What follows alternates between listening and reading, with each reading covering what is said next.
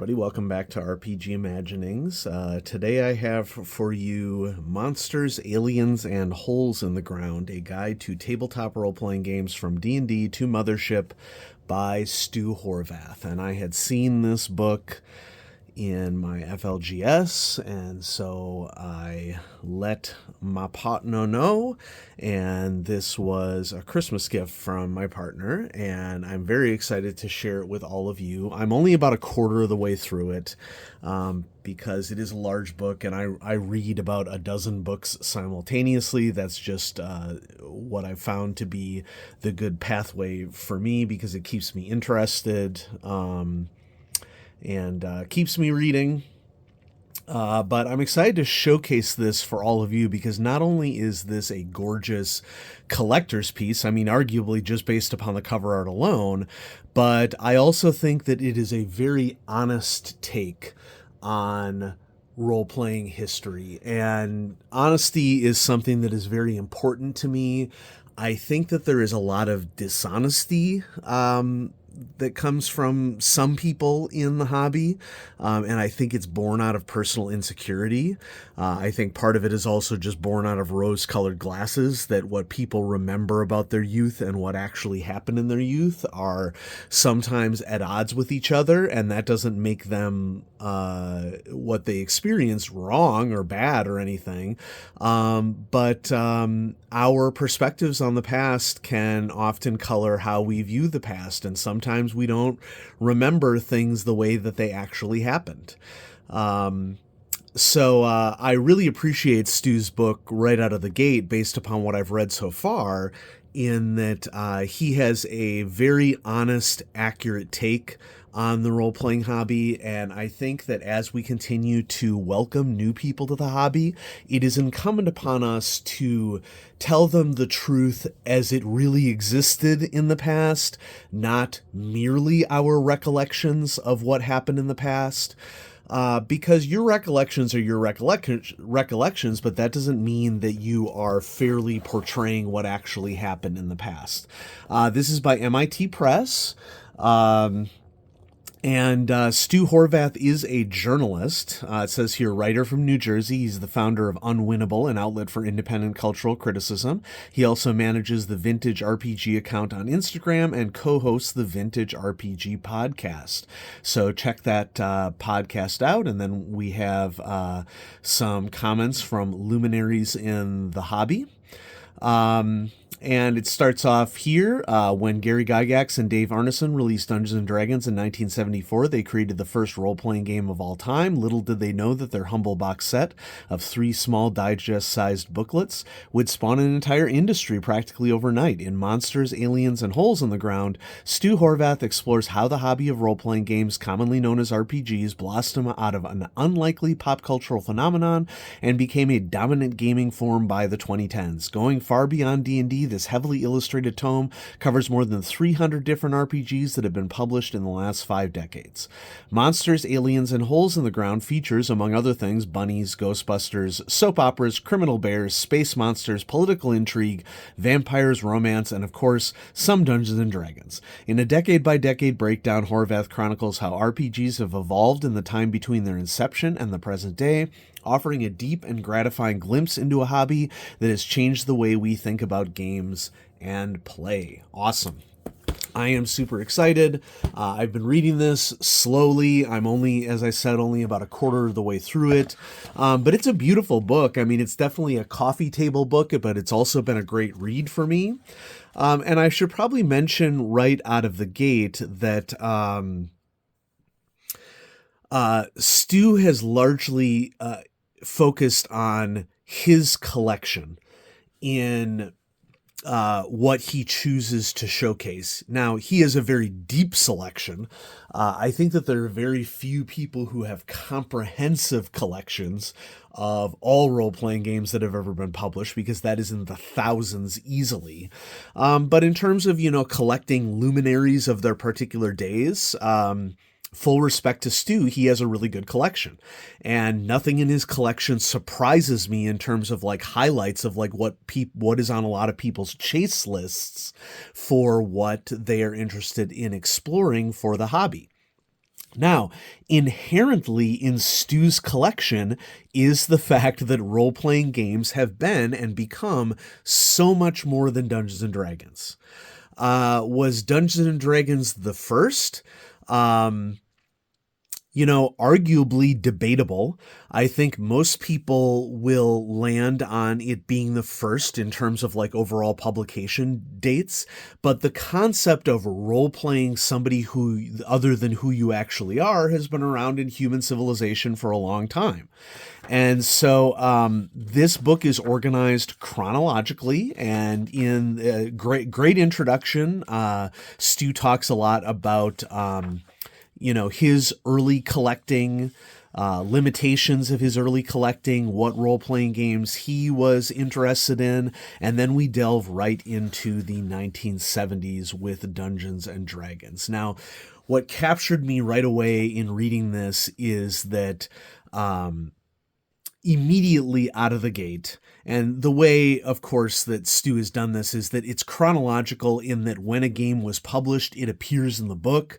So there are role-playing games that were first published in the 70s that have an entry in the 70s. But then Stu will talk a little bit about what has happened since then. As new editions are released in different decades, he talks about those as well. And, Stu conducted a lot of interviews and did a lot of research in preparation for this book. Right out of the book, right out of the gate, I should say, one of the things that I really appreciated is in talking about the beginnings of the hobby, that we began the hobby with very different perspectives. Gary Gygax's perspective on what a role-playing game was very different from what Dave Arneson's perspective was. And their perspectives are often seen in their design decisions that they made. So, of course, Gary Gygax and Dave Arneson were both miniatures wargamers, and you can see that definitively, especially in the very first edition of Dungeons and Dragons that was published, in that the rules that we see that have been associated with Dungeons and Dragons, like rolling a d20, and specific rules associated with combat, were not as well spelled out in the first three booklets as a lot of people expect when they think back to what Dungeons and Dragons was in its first incarnation. But what was very clear right from the beginning is that Gary Gygax's perspective was largely focused on a couple of things. One, tactical style dungeon combat, and two, competition associated with a group seeing how far they could get into a dungeon before they had to resupply, re-strategize, develop spells and gain equipment that could help them under certain circumstances. Versus Dave Arneson's perspective, which was much more grounded in what we would consider to be truly role-playing, as we consider in modern times, in which you take on the role of a character, and that character can do much more than gain experience by gaining treasure and killing monsters. Now, everybody has their own personal style. I don't begrudge anybody their style. I find Gygax's method of play to be boring and needlessly competitive. I find Dave Arneson's approach to be far more interesting. There are people who are the complete opposite of me. But the one thing that I don't want us to do whenever we investigate role-playing history is to pretend like only one or the other of those perspectives exists. They both existed from the very beginning of the hobby. Now, we get into Tunnels and Trolls here, 1975. Tunnels and Trolls was crafted as an answer to the first three-booklet Dungeons & Dragons box set, in that the first Dungeons & Dragons box set basically didn't tell you hardly anything about how to play. It didn't teach you the game. There were a lot of assumptions made of the player base for Dungeons & Dragons, and to be fair to Gygax and Arneson, those assumptions weren't exactly unfounded in that they were grounded in them expecting nobody to pick up their game other than people who were already involved in tactical miniatures hobbying. Okay. Tunnels and Trolls was an early answer to Dungeons and Dragons in that Tunnels and Trolls simplified game mechanics, made them very clear with the intention of people knowing how to play the game. And Ken St. Andre is the very famous creator of Tunnels and Trolls. There's an edition of Tunnels and Trolls that still exists today, and I've featured versions of that on the channel. And so once again, from a historical accuracy standpoint, one of the things that bothers me most about people waxing historical about role-playing is that there are many people who have not studied the history of the hobby that act like Dungeons & Dragons was perfect right out of the gate. And that couldn't be further from the truth. Dungeons & Dragons has changed so much from its original incarnation. That's part of the reason why old school revival exists as a genre. If we think of Dungeon Crawl Classics as an example, where some people are very interested in that very challenging, deadly dungeon in which a group of many characters with hirelings sees how far that they can get, with an emphasis more on combat than role-playing. Although, to Dungeon Crawl Classics' credit, I think that John Goodman and his team do a really exceptional job of putting role-playing opportunities into their products, as well as classic aspects of OSR. And I think that that sets them apart from a lot of other OSR games. Anyway, next, we have Bunnies and Burrows, 1976, which is based off of Watership Down, the 1972 novel by Richard Adams. If you have not read Watership Down, I highly recommend it. It is a difficult read. It does not pull any punches. It is surprisingly fascinating fantasy / sci-fi. I'm not really even sure how I would categorize it because it has both elements of fantasy and sci-fi. But a couple of graduate students at the University of Wisconsin-Madison, my alma mater, developed Bunnies and Burrows as an homage to Watership Down. Watership Down is one of my favorite novels, by the way. And Bunnies and Burrows is a role-playing game in which you are more taking on a role-playing focus rather than a combat focus. Like many role-playing games that exist out there, Bunnies and Burrows is not a game where you want to get into combat. And so if we're talking about historical honesty here, I think one of the other dishonesties that is spread about role-playing games is this idea that they have always been combat focused from square one. And that just isn't true. Okay. Bunnies and Burrows is an example. There are interesting fighting mechanics in Bunnies and Burrows, but as a rabbit character in Bunnies and Burrows, you do not want to get into combat because combat is deadly. Another example that rises to the surface for me would be RuneQuest. RuneQuest is a fantasy role-playing game that is based upon the world of Glorantha, created by Greg Stafford, and combat in RuneQuest is deadly. One combat can do your character in. So not all original role-playing games, when they were first conceived, were based upon Gygax's perspective of what a role-playing game is or should be. Once again, if you like those styles, I fully support you. But can we not pretend that just because people have a particular recollection about role-playing games, that doesn't invalidate the history of the rest of the hobby? And Stu Horvath's book here is a very honest, factually based representation of what the early hobby was like. We go through Palace of the Vampire Queen in 1976, as well as the Blackmore supplement based upon the campaign of Dave Arneson. Dave Arneson ran a very different campaign than Gary Gygax did, with very different styles. I am a huge Dave Arneson fan because role-playing, as many people conceive it in the modern hobby, is actually more like Dave Arneson's game than it is like Gary Gygax's game. Now, that doesn't mean that you can't do Gygaxian-style role-playing. It doesn't mean that you can't like aspects of the hobby that have developed over time that weren't there at the present, but let's just be honest about what things were like. There's references to Judges Guild supplements, the development of Metamorphosis Alpha, Traveler in 1977. I really appreciate that Stu treats Metamorphosis Alpha as really what it is. Metamorphosis Alpha is fantasy gaming in space, or essentially Dungeons and Dragons in space.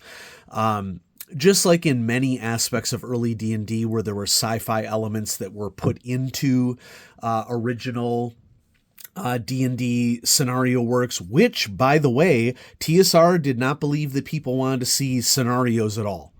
The conventional wisdom that existed at TSR at the time is that people would want to craft their own stuff, which to some extent that is true. People do like crafting their own stuff. There are lots of homebrewers out there, and more power to them. But other companies came onto the scene, listened to feedback of gamers of the time, and we didn't really get development of supplements for games until other game companies had the courage to come in and say, hey, you know what? People are actually asking us for prearranged adventures. We should maybe consider writing those. So Traveler, even though people will cite Metamorphosis Alpha as the first science fiction role-playing game, it really wasn't. Okay. Yes, it was published before GDW's Traveler was published, but the focus of Metamorphosis Alpha was almost exclusively on dungeon-style fantasy crawling in the Starship Warden. It was not as heavily based on science fiction as Traveler is.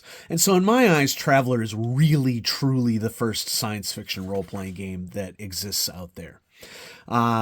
Periodically, Stu will throw in here examples of other products that a company made that influenced who they are and when they met. So, for example, On Guard is an example of a fencing game that GDW had produced before they produced Traveler.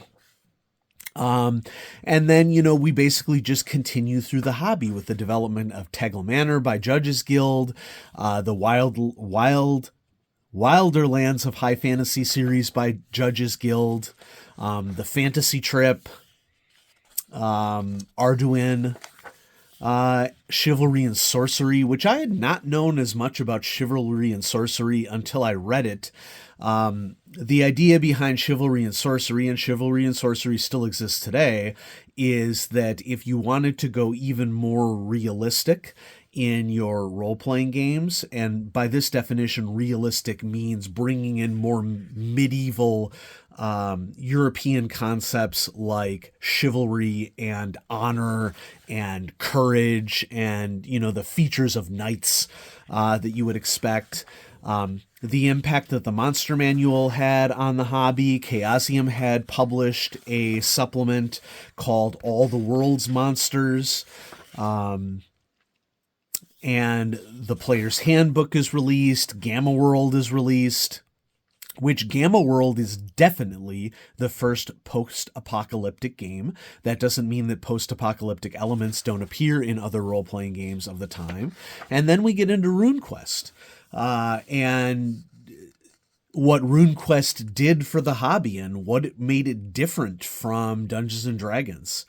And, as somebody who grew up in the United States, I basically had no idea that there were some role-playing games which were more niche that were not featured on shelves in the hobby stores that I had access to in the late 80s and early 90s. And then we get into TSR finally caving and publishing some of its tournament modules, like the Alone Against the Giant series. The Against the Giant series, which was used at tournaments, but then turned into published modules in some of the early some of the early published modules for role-playing games beyond the Judges Guild modules, which I had already mentioned. Bushido Bushido, I should say, published in 1979, an homage to the Japanese cultural tradition of samurai, some of which is accurate, some of which is fantasized, more of a fictionalized Japan. But this is an example of a chase box set that at some point I would really love to get my hands on. I purchased the PDF of this recently after I read about it in this book, and it seems really cool. And so I'm not going to flip through the whole book here. I just wanted to take some time to showcase it for all of you. I've enjoyed everything that I've read. I'm basically through the 1970s section, and there's some real classic gems here, like Cults of Terror, Cults of Prax for the RuneQuest role-playing game, which are classic splat books. Journal of the Traveler's Aid Society, the release of the DMG.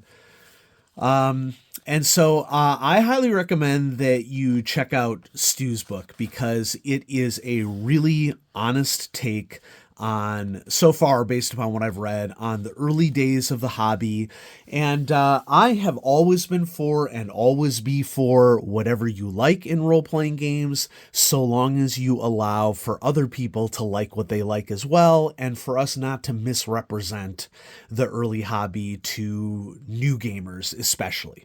Okay? I think that there are a lot of misconceptions out there surrounding the history of role-playing. Just because we enjoyed something in our youth does not mean that our experience is representative of everybody's experience. Just because we like particular styles of games doesn't mean that other styles of games didn't exist in the past. And so I am for honest history when we are taking a look back, because there are aspects of the history of hobbies that will touch particular people that won't touch others. And everybody deserves a chance to find something that they really enjoy.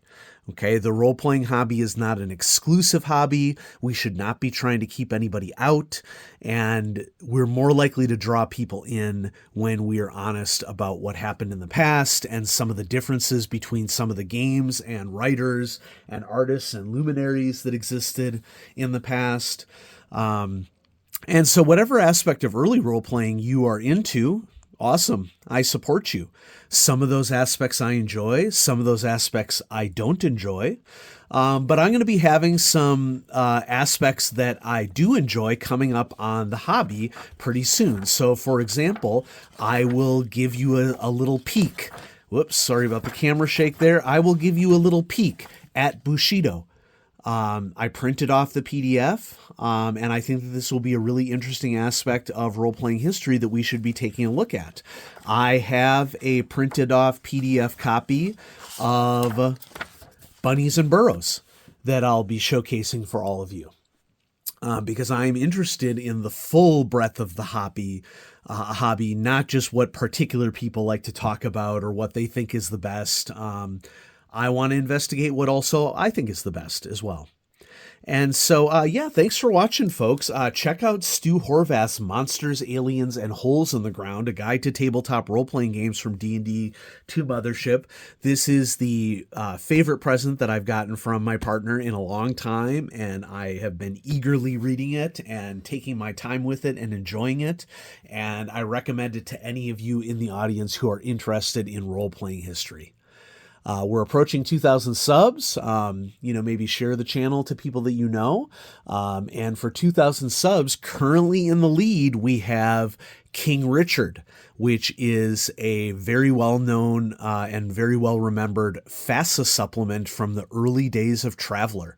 And so for those of you in the audience who are interested in Traveller and are interested in classics, you're going to enjoy that video. And if you don't know that much about Traveller, it's going to be it's going to be a reason for you to learn a heck of a lot more about the history of role-playing games, because there is so much more to role-playing than just D&D. If you're enjoying D&D, great, but there's also lots of options for you out there. There are thousands of role-playing games that have been published, and hundreds of them are really awesome. and you should check out anything that could be interesting for you. Have a great day, everybody. Bye-bye.